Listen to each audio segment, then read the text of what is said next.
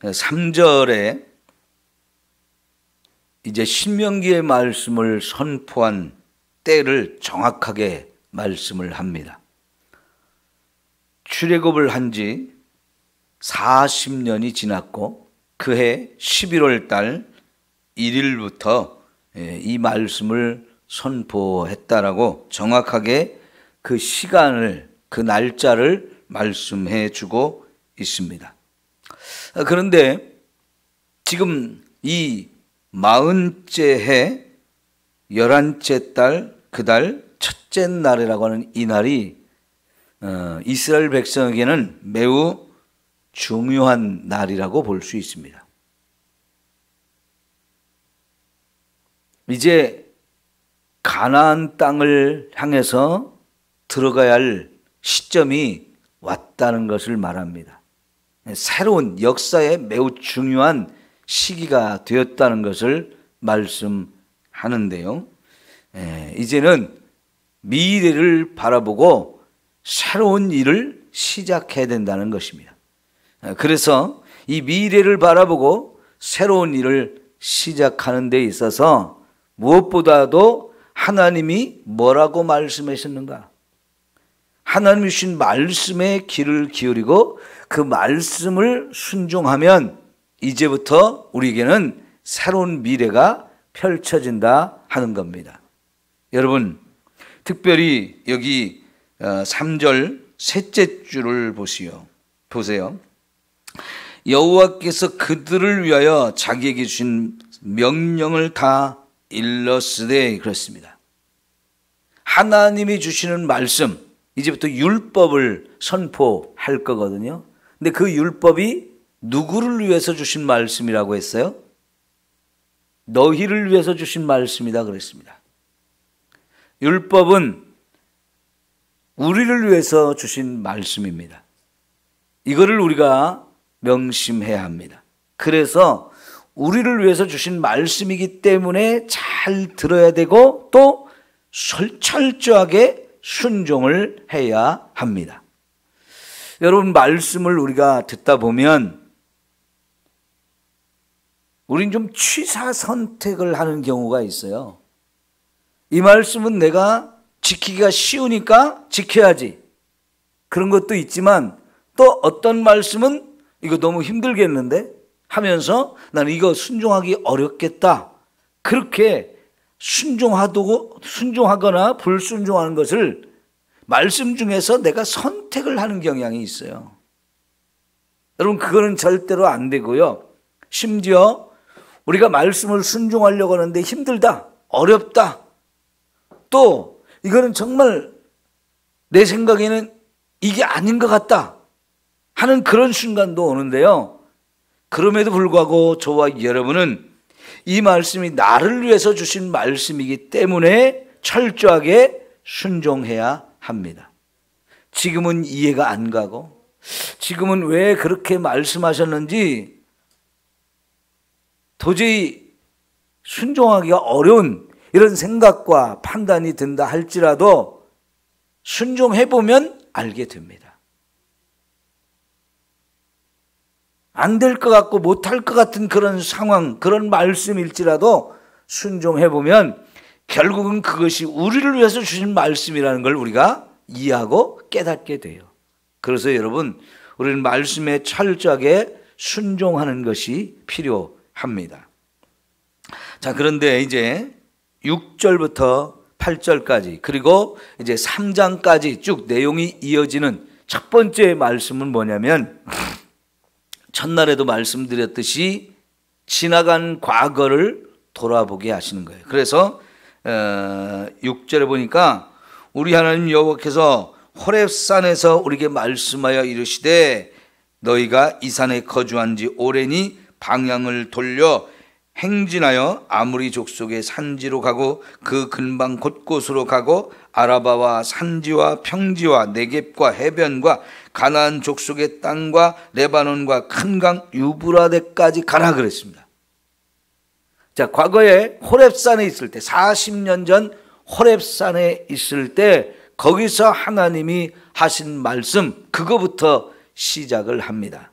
자, 그러니까 이제 4장부터 본격적으로 하나님 주신 율법을 선포하는데, 먼저 그 율법을 처음 선포하셨던 그 호렙산, 거기서 이 역사적인 지나간 과거를 돌아보면서 시작을 해요. 여러분,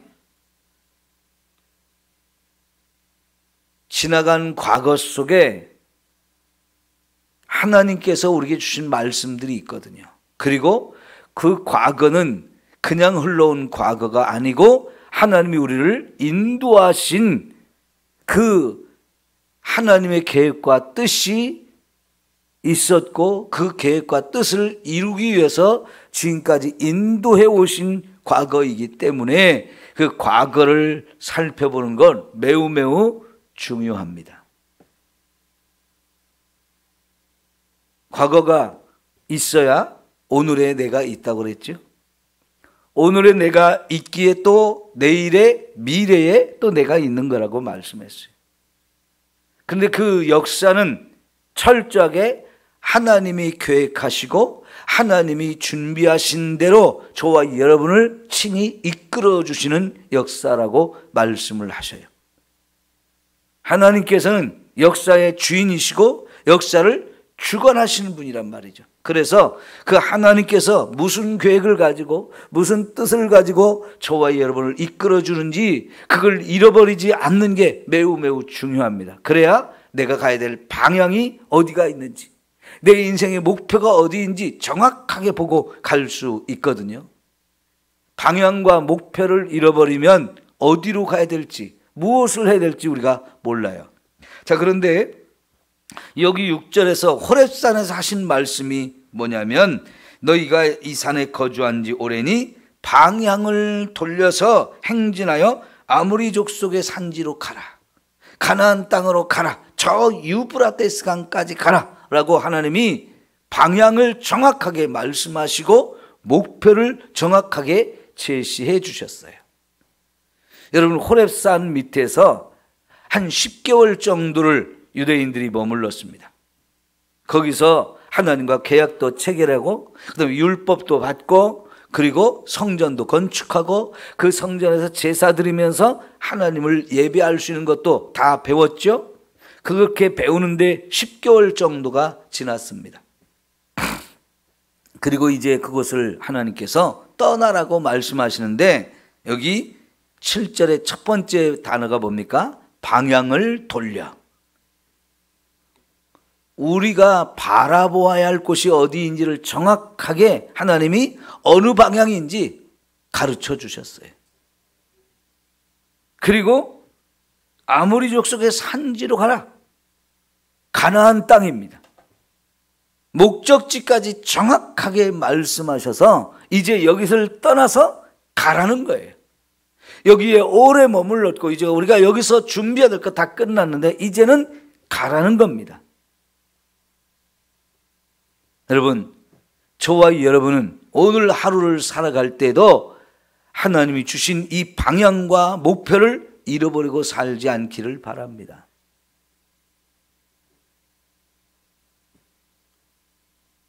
처음 출발할 때부터 어디로 가야 될지, 무엇을 해야 될지 정확하게 알고 가는 것이 중요하잖아요.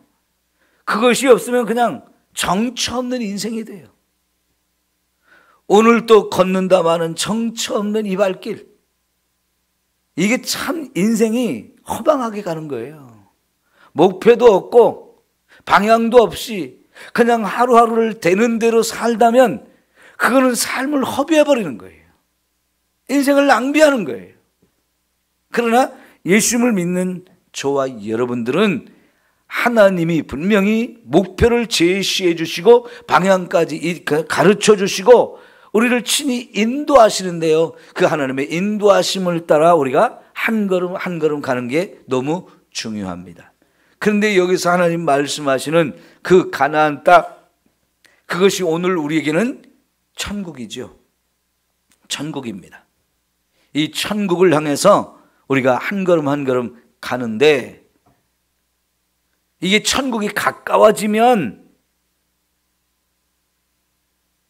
천국을 다 분명히 바라볼 수 있는데요. 아직은 나한테 천국이 멀다라고 생각이 되어지면 이 천국을 자꾸 잊어버리고 내가 지금 여기 머물러 있는 여기만 자꾸 집중하려고 그래요. 그러면 또 방향을 잃어버리는 겁니다. 목표를 잃어버리는 겁니다. 언제나 예수 믿는 저와 여러분에게 있어서 이 천국을 바라보고 천국을 향해서 한 걸음 한 걸음 가는 거 너무너무 중요해요. 우리 박종서 집사님이 지금 의료원의 호스피스 병동에 계시거든요. 그럼 호스피스 병동은 말기 암 환자들이 마지막 시간을 보내는 곳이잖아요.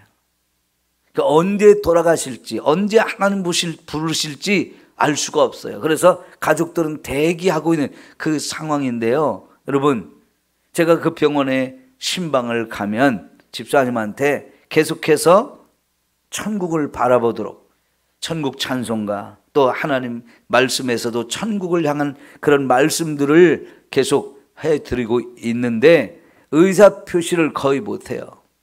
어떤 때는 눈을 떠서 이렇게 보기도 하시고 하지만은 말씀을 거의 못하셔요. 그런 상황이 되면 여러분 어쩔 수 없이 아무것도 못하는 그런 상황에서 천국을 바라볼 수가 있죠. 천국만 바라보는 그런 시간이 되는 거지요. 그러나 대부분의 저와 여러분이 그곳에 있지 않냐고 지금 내 삶의 현장에 있다 보니까 지금 천국은 자꾸 멀게 느껴지고 나의 지금 현실 이것만 바라보기가 쉽단 말이에요. 언제나 저와 여러분은 이 천국을 바라보면서 한 걸음 한 걸음 더 지금 내가 가까이 가고 있다는 생각을 가지고 정확한 방향과 정확한 목표를 보고 갈 수 있기를 축원합니다. 여러분, 지금 하나님께서 우리의 방향도 정해 주시고 목표도 제시하잖아요. 그거는 우리가 살아가는 인생의 모든 계획을 하나님이 갖고 계세요. 여기에 하나님의 계획이 들었고 하나님의 뜻이 들어있어요. 근데 그것이 나를 위한 계획이에요. 내가 이런 하나님의 계획과 하나님의 뜻을 무시하고 내가 가고 싶은 곳으로 가고 내가 하고 싶은 일만 한다면 그 인생은 하나님과 상관없는 인생이죠. 아니, 우리가 하나님을 믿는다고 하면서 어떻게 하나님의 이런 계획과 뜻을 무시해버리고 내 마음대로 삽니까? 그거는 진짜 하나님을 엉터리로 믿는 거잖아요. 우리가 하나님을 믿는 사람이라면 당연히 하나님이 나를 위해서 세우신 계획이 무엇인지를 묻고 그 계획을 따라서 우리가 가야 되는데, 여러분, 이렇게 하나님께서 어디로 가야 될지 무엇을 해야 될지 정확하게 하나님의 계획을 따라 우리를 인도하시잖아요. 그 하나님의 계획과 뜻을 우리가 항상 마음에 품고 살아가는 것이 너무 중요합니다.